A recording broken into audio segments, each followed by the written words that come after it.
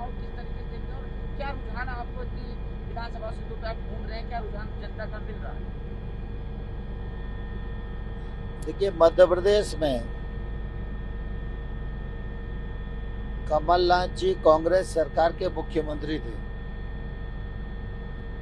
वो अपनी पार्टी के विधायकों को ही संभाल कर नहीं रख पाए, तो वो प्रदेश का क्या भला कर पाएंगे ये जनता अच्छे से जानती है। 28 सीटों पर बाई इलेक्शन हो रहा है। यह कमलनाथ सरकार की अकर्मण्यता, लापरवाही, अदूरदर्शी दृष्टि और शर्म पर भ्रष्टाचार उसका परिणाम है। मध्य प्रदेश की जनता बहुत समझदार है। उन्होंने शिवराज जी का भी जन कल्याणकारी राज्य और सरकार 15 साल तक देखी है। इन उपचुनावों में अनेक स्थानों पर मेरा जाना हुआ है।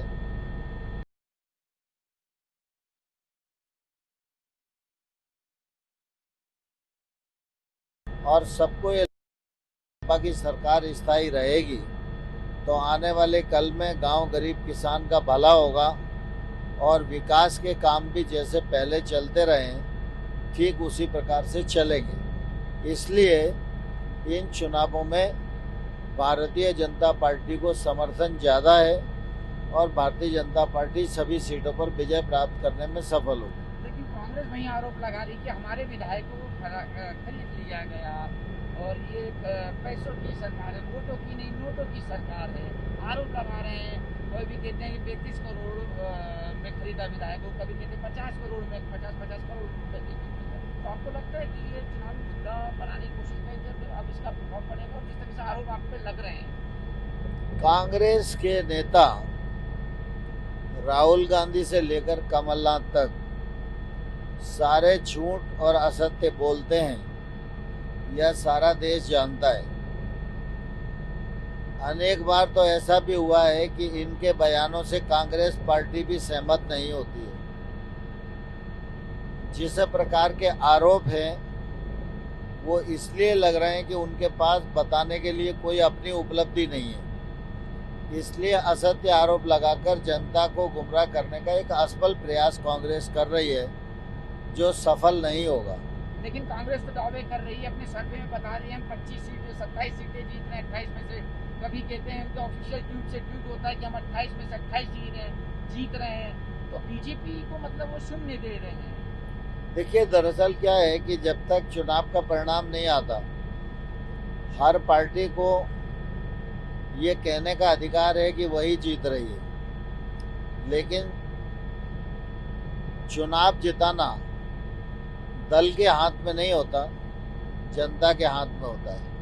कांग्रेस पूरी तरह केंद्र में भी अप्रासंगिक हो गई है और मध्य प्रदेश में भी उसकी स्थिति हास्यास्पद हो गई है और लोग कांग्रेस में भयग्रस्त हैं और उन्हें ऐसा लग रहा है कि कांग्रेस प्रदेश का भला नहीं कर सकती। और पुरानी कहावत है कि डूबते जहाज पर कोई भी नहीं बैठना चाहता और कांग्रेस की स्थिति डूबते हुए जहाज जैसी हो गई है आज। सर, चुनाव आयोग ने स्टार प्रचारक की सूची से कमलनाथ को अलग किया है, जिसको लेकर कांग्रेस लगातार हमलावर हो रही है। कमलनाथ ने भी कहा है कि मैं 10 तारीख को जवाब दूंगा, लेकिन दिग्विजय सिंह कह रहे हैं कि ये ठीक नहीं किया है और स्टार प्रचारक की सूची में रखने का अधिकार चुनाव आयोग का नहीं है, ये पार्टियां तय करती हैं। इस तरीके की बात। और कमलनाथ कह रहे हैं कि बीजेपी पिट रही है, इसलिए प्रशासन का पुलिस का सहारा ले रही है। चुनाव आयोग देश में निष्पक्ष संस्था है, उसकी निष्पक्षता पर कोई प्रश्न लगाना किसी भी प्रकार से उचित नहीं है। कमलनाथ जी ने जो किया है उसका प्रतिफल उनको मिला है और अब कांग्रेस सिर्फ वही कहावत को चरितार्थ कर रही है कि खिसियानी बिल्ली और खंबा नोचे।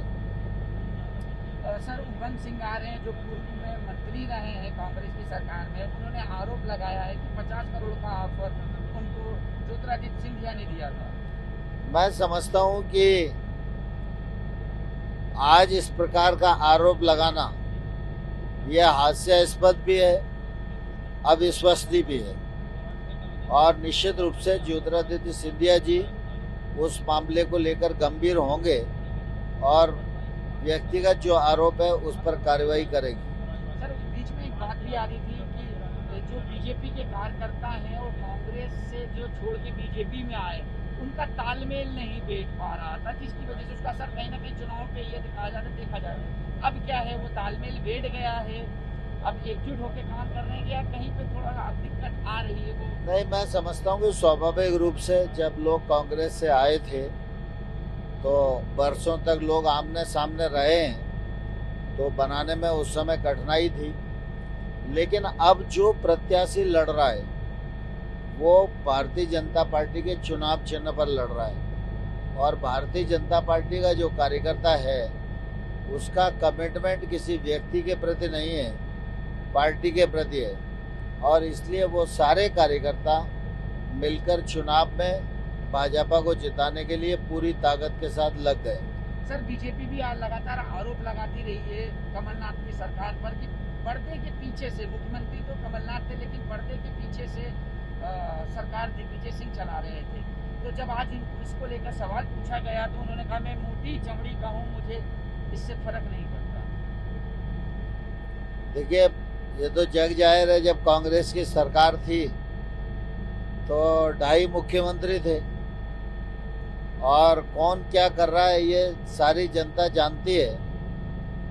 दिग्विजय सिंह जी की जो प्रतिक्रिया है उस प्रतिक्रिया पर कोई टिप्पणी करना इसलिए उचित नहीं है क्योंकि उनकी जो प्रतिक्रिया होती है उससे उनका घर भी सहमत नहीं होता है। सर, अगर उपचुनाव की बात करें तो मुरैना, जहाँ से आपका गढ़ है, आपका क्षेत्र है, आपका गृह जिला भी है, सबसे ज़्यादा सीटें 5 सीटें हैं मुरैना में ही। लेकिन अगर कई सीटों की बात करें तो वहाँ पे बड़ी स्थिति बीजेपी को इतनी बेहतर नहीं है।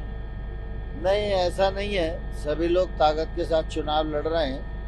हम मुरैना में भी जीतेंगे और सब बाकी जगह भी जीतेंगे। फिक्र आपकी, सोमवार से शुक्रवार रात 9 बजे सिर्फ TV9 भारतवर्ष पर।